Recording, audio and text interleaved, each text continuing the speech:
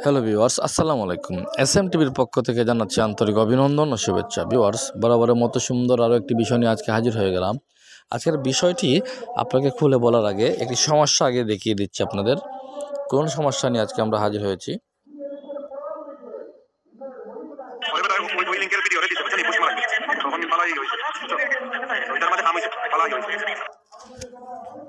Viewers, দেখতে পেলেন যে আমি একটি ভয়েস রেকর্ড প্লে করলাম, কিন্তু এত জোরে জোরে কথা বলে চলে গেল বা এত স্পিডে কথা বলে চলে গেল যে আপনারা কিছুই বুঝলেন না, আমিও বুঝলাম না। এই সমস্যাটা অনেক সময় হয়ে যায় যে আপনারা অনেক সময় দেখতে পাচ্ছেন যে আপনাকে কেউ ভয়েস পাঠালে খুব জোরে জোরে কথা বলতেছে বা খুব স্পিডে হয়ে যাচ্ছে কথাটা, কিন্তু আপনি সেটা বুঝছেন না। আজকে দেখিয়ে দিচ্ছি খুব সহজে কীভাবে আপনারা স্পিডটা কমিয়ে নিতে পারবেন। আবারও প্লেলিস্টে ক্লিক করবেন, পরে উপরের দিকে 1K, এই যে 2K, এই যে এগুলোতে ক্লিক করে দেবেন। দেখতে পাচ্ছেন সেই রেকর্ডের ডান পাশেই যখন তার ছবিটা আছে সেটা চলে যাবে এবং প্লে হয়ে যাবে। তখন আপনি 2K 1K এগুলো চেঞ্জ করে দিতে পারবেন। আমরা যদি 1K-তে রাখি তাহলে স্বাভাবিক হয়ে যাবে এটা।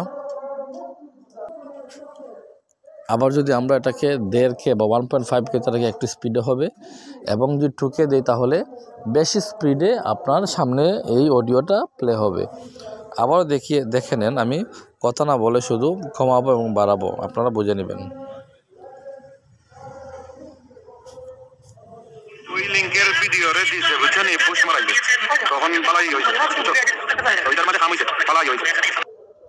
পরে বেটা ওই লিংকের ভিডিও রে দিছে বুঝছেন, এই পুশ মারাইবে তখন পালাই হইছে।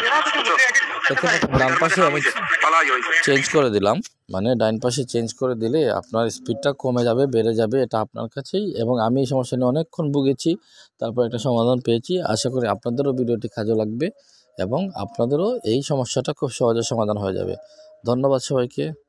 আসসালামু আলাইকুম।